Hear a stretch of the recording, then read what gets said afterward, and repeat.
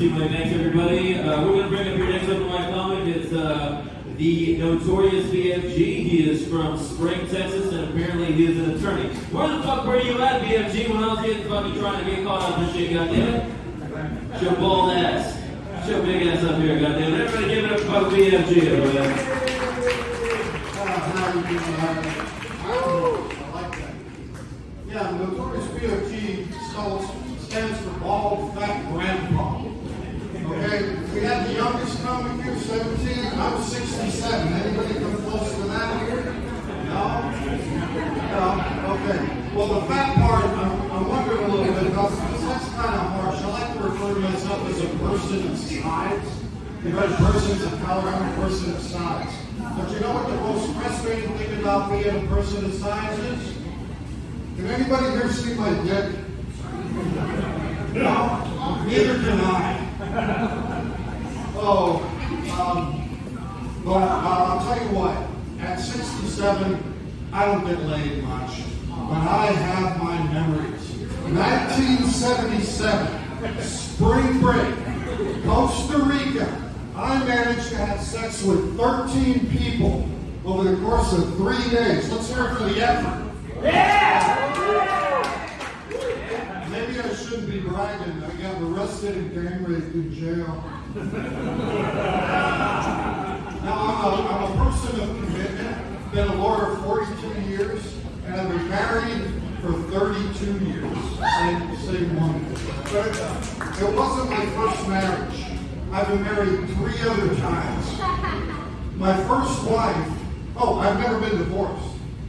How's that happen? My first wife died from eating poison mushrooms. My second wife died from eating poison mushrooms. Judges, how did my third wife die? Any guesses? No, fractured skull. She wouldn't eat the fucking mushrooms. But now, 32 years married to the same woman, occasionally we have fights. Okay, the other time we were having a fight, and she looked at me and said, if you want to grow as a person, you have to know how to embrace your mistakes. So I gave her a big hug. And I knew I was in trouble, so I had to do something. I knew she wanted to go to Europe on vacation. So I went up and got a map of Europe, posted it up in the kitchen, gave her a dart and said, sweetheart, you throw that dart wherever it lands, that's where we're going to spend our vacation. Right. So next summer, we're going to spend 1 week behind the refrigerator.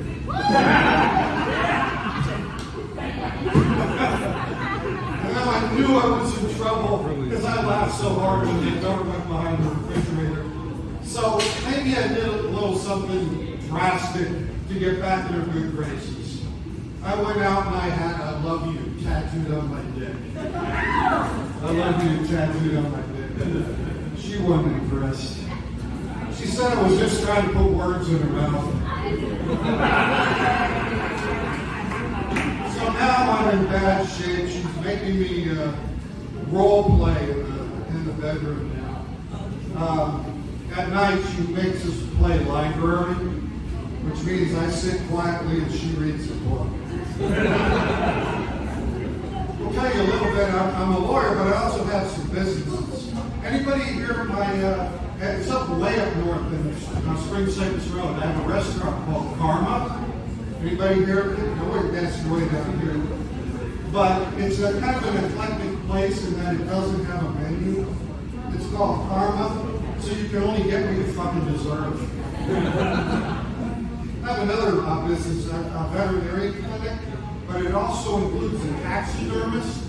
My motto is, whatever happens, you're going to get your pet back. The growlers are in. I have another business that manufactures glass caskets and glass mausoleums. Relatively new, glass caskets and glass mausoleums. Will it be successful? Remains to be seen. But I got a great idea for the restaurant when it wants to get some menu. Everybody know what a BLT is? Yeah, okay. I have a perfect idea. idea. Don't anybody steal it. I haven't managed to patent it yet. I want to add guacamole to it and serve it as a quesadilla. It sells itself. It's an LGBTQ sandwich. I want to have a restaurant. We have. Oh, anybody here vegan? No? Oh, okay. We're in Texas. I want to give our vegan friends an option at the restaurant. So I'm going to give them two options. The first option is eat what everybody else is eating. And the second option is go the fuck home. I have another idea, I haven't done it yet, but I want to start manufacturing biblical action figures. I figure it would be very easy to make a profit.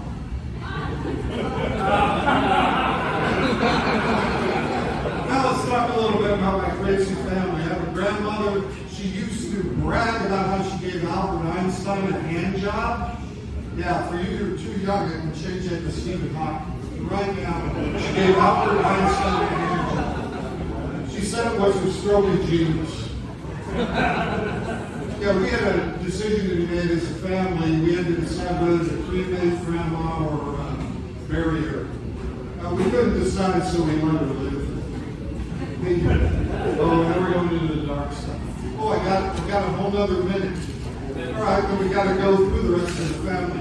I had an uncle who said he was a sports mechanic, a sports mechanic. He used to fix basketball games. It's a thing. My sister is a librarian, and one of the things that drives her crazy is that when people come in and get books on suicide, they never seem to bring them back. And she likes to mess with people who come in and ask for books on paranoia. She goes, "They're right behind you!" Now my sister has a niece who was acting weird in a demonic sort of way. So her sister got a priest to do an exorcism. It worked. The kid calmed down. But she didn't, my sister-in-law didn't pay the priest. So her daughter got repossessed. In closing, let me, my brother, I want to tell you him. He was a legend in this little town in Pennsylvania I grew up in. At 14, he managed to sleep with a teacher. He managed to sleep with a teacher at 14. The problem was he was being homeschooled. In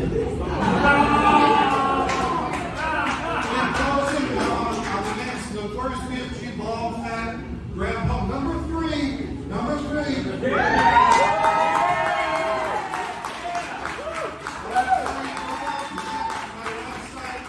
I'm very proud of what I just posted. I managed to finally finish, and I posted my sex tape. It's a fabulous one-man show, and I'm Notorious B.I.G.